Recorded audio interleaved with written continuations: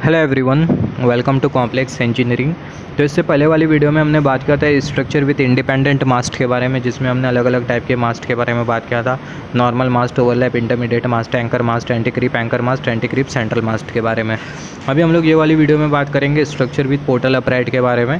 तो ये जो स्ट्रक्चर विद पोर्टल अपराइट है, ये भी है क्या? ये भी एक तरीके का मास्ट का क्या है, स्ट्रक्चर है। और इसको हम लोग वहाँ पर यूज़ करते हैं जहाँ पर ट्रैक की रिक्वायरमेंट ज़्यादा होती है, ट्रैक चेंजिंग हो रही होती है, स्विचेस हो रहा होता है ट्रैक का। और फिर उसके बाद जो स्पेस जो होती है उसकी भी कंस्ट्रेंट होती है, मतलब कम स्पेस होती है, ज़्यादा ट्रैक होती है, तो वहाँ पर हम लोग यूज़ करते हैं स्ट्रक्चर विद पोर्टल अपराइट। तो स्ट्रक्चर विद पोर्टल अपराइट वो हमें कुछ इस तरीके से दिखेगा। यहाँ पर अगर हम लोग देखें, यहाँ पर ये स्ट्रक्चर विद पोर्टल अपराइट। यहाँ पर मैं अगर फिगर में बताऊँ तो स्ट्रक्चर विद पोर्टल अपराइट हमें समथिंग ऐसा दिखेगा। Just hold on.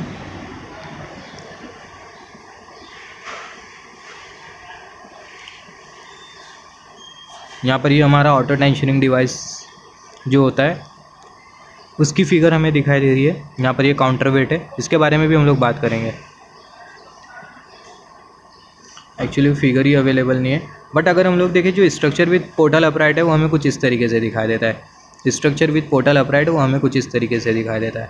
मतलब यहाँ पर हम लोग कुछ इस तरीके से मास्ट कंसिडर कर रहे होते हैं, कुछ इस तरीके से स्ट्रक्चर होता है, इस तरीके से मास्ट का स्ट्रक्चर होता है। इसी को हम लोग बेसिकली बोलते हैं स्ट्रक्चर विद पोर्टल अपराइट। अब यहाँ पर अभी अगर हम लोग देखें इसका फ़ायदा क्या होता है, स्पेस अगर कम है, ट्रैक ज़्यादा है, तो स्ट्रक्चर विद पोर्टल अपराइट हम लोग यूज़ करेंगे, राइट। और यहाँ पर ये जो स्ट्रक्चर विद पोर्टल अपराइट है ये बेसिकली मैकेनिकली अगर हम लोग देखें, मैकेनिकली भी बहुत ज़्यादा ठीक होता है। तो आज के टाइम पे ये स्ट्रक्चर विद पोर्टल अपराइट इसे बहुत ज़्यादा यूज़ किया जाता है रेलवे इलेक्ट्रिफिकेशन में।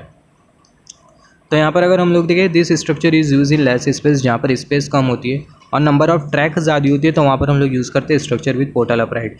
जैसे फॉर एग्जांपल ट्रेन यार्ड हो गया, ट्रैक चेंज हो गई, या फिर कोई स्टेशन आने वाला हो, तो वहाँ पर हम लोग यूज़ करते हैं स्ट्रक्चर विद पोर्टल अपराइट। यहाँ पर अगर हम लोग देखें, use when track to track distance is less, और यहाँ पर ये स्ट्रक्चर विद पोर्टल अपराइट इसको हम लोग वहाँ पे भी यूज़ करते हैं जहाँ पर ट्रैक टू ट्रैक डिस्टेंस कम होता है, राइट। जैसे कि क्रॉसिंग हो गया, स्विचिंग हो गया, राइट। और यहाँ पर अगर हम लोग देखें, ये जो स्ट्रक्चर विद पोर्टल अपराइट है ये बेसिकली मैकेनिकली स्ट्रॉन्ग भी होता है।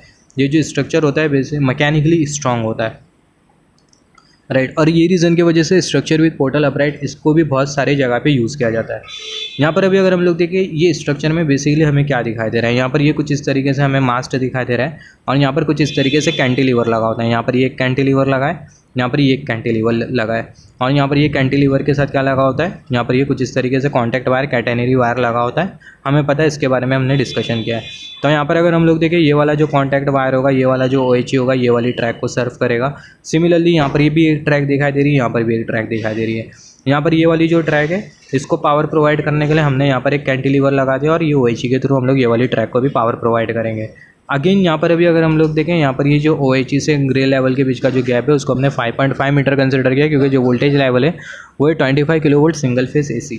अब यहाँ पर ये बीच वाली जो ट्रैक है, बीच वाली ट्रैक को हम लोग किस तरीके से पावर प्रोवाइड करेंगे, किस तरीके से इलेक्ट्रीफाइड करेंगे, तो यहाँ पर हम लोग क्या करते हैं, कुछ इस तरीके से हम लोग असेंबली बनाते हैं, कुछ इस तरीके से हम लोग क्या बनाते हैं, स्ट्रक्चर बनाते हैं, कुछ इस तरीके से सपोर्ट बनाते हैं, हम लोग बोल सकते हैं।